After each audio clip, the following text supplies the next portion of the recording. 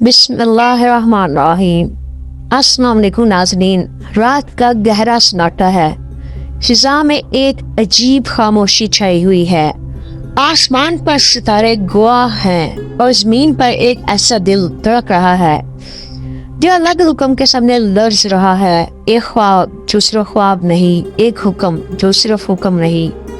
اگر اللہ تم سے وہ چیز مانگ لے جو تمہاری زندگی کی سب سے قیمتی امانت ہو تو کیا تم ایک لمحہ بھی ہچکچاؤ گے؟ یہ کہانی ہے ایمان کی انتہا کی، یہ کہانی ہے حضرت ابراہیم علیہ السلام کے خواب اور قربانی کی۔ اسلامی تاریخ میں کچھ واقعات صرف پڑھے نہیں جاتے بلکہ محسوس کیے جاتے ہیں۔ حضرت ابراہیم علیہ السلام کا واقعہ ایمان، اطاعت اور قربانی کا سب سے روشن معیار ہے۔ یہ واقعہ صرف ایک نبی کی آزمائش نہیں تھا، یہ پوری انسانیت کے لیے اللہ کی طرف سے ایک پیغام تھا۔ قرآن نے اسے محفوظ کیا اور سنت نے اسے زندہ رکھا۔ آج ہم اس ڈاکومنٹری میں اس خواب کی حقیقت، اس قربانی کی روح اور اس پیغام کو سمجھیں گے جو آج ہمارے دل سے سوال کرتا ہے۔ حضرت ابراہیم علیہ السلام کی زندگی اور آزمائش۔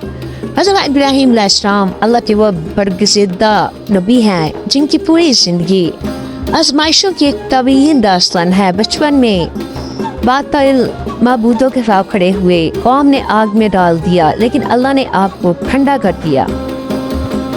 وطن چھوڑا، خاندان چھوڑا، صرف اللہ پر بھروسہ رکھا۔ سالوں تک اولاد کی نعمت سے محروم رہے لیکن زبان پر شکوہ نہیں آیا، صرف دعا تھی، صرف امید تھی۔ اور پھر اللہ نے حضرت اسماعیل علیہ السلام عطا کیے۔ یہ بیٹا صرف اولاد نہیں تھا، یہ اللہ کی طرف سے ایک عظیم امانت تھا۔ خواب کا ظہور۔ ایک رات جب دنیا سو رہی تھی، حضرت ابراہیم علیہ السلام نے خواب دیکھا۔ خواب میں وہ اپنے پیارے بیٹے حضرت اسماعیل علیہ السلام کو قربان کر رہے ہیں۔ انبیاء کا خواب عام انسانوں جیسا نہیں ہوتا، وہ وہی ہوتا ہے اور وہ اللہ کا پیغام ہوتا ہے۔ یہ خواب ایک بار نہیں آیا، بار بار آیا۔ اب یہ واضح ہو چکا تھا کہ یہ اللہ کا حکم ہے۔ یہ وہ لمحہ تھا جہاں ایمان صرف دل نہیں، عمل میں ثابت ہونا تھا۔ باپ بیٹے کا ایمان فروز مکالمہ۔ حضرت ابراہیم علیہ السلام اپنے بیٹے کے قریب آئے، کوئی دباؤ نہیں، کوئی جبر نہیں، صرف سچائی۔ قرآن کہتا ہے، اے میرے بیٹے، میں خواب میں دیکھ رہا ہوں کیا میں تمہیں ذبح کر رہا ہوں، تمہاری کیا رائے ہے؟ یہ سوال دنیا کا سب سے بھاری سوال تھا لیکن جواب ایمان کی تاریخ کا سب سے روشن جواب تھا۔ حضرت اسماعیل علیہ السلام نے کہا، اے میرے والد، جو حکم آپ کو دیا گیا ہے وہ وہی کر گزرے، آپ مجھے صبر کرنے والوں میں پائیں گے۔ یہ صرف ایک بیٹے کا جواب نہیں تھا، یہ اللہ پر مکمل بھروسہ تھا۔ قربانی کا سفر اور شیطان کی ناکامی۔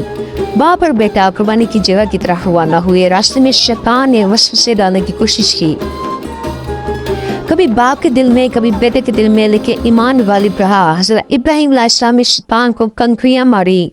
یہی عمل آج حج کے شاعر میں شامل ہے۔ یہ اعلان تھا کہ ایمان کے راستے میں شیطان کی کوئی جگہ نہیں۔